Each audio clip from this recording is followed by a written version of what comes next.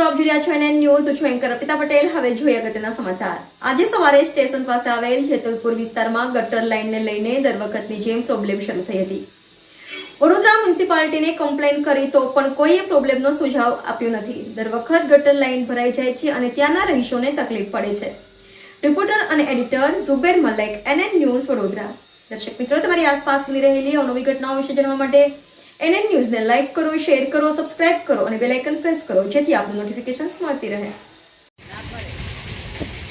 જેતલપુર ગામ છે અમારું, જેમાં અઠવાડિયાથી ગટરનું પાણી આવે છે અને ગટરો ભરાયેલી છે.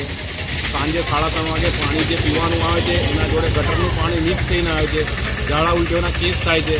તદ્દન કમ્પ્લેન કરવા છતાં બી આ લાઈન સાફ નથી થતી. છેલ્લા 2-3 વર્ષથી આ પ્રોબ્લેમ થઈ રહ્યો છે અને ઘણા માણસો બીમાર થયા. એ દરમિયાન કેયુરભાઈ રોકડિયા બી એકવાર નજર મારી ગયા હતા અહીં આવીને, કે જેમાં હરિજનવાસમાં એક છોકરીનું મૃત્યુ પામ્યું હતું. એ ટાઈમે કોરોલા ફાટ્યો હતો એ ટાઈમે.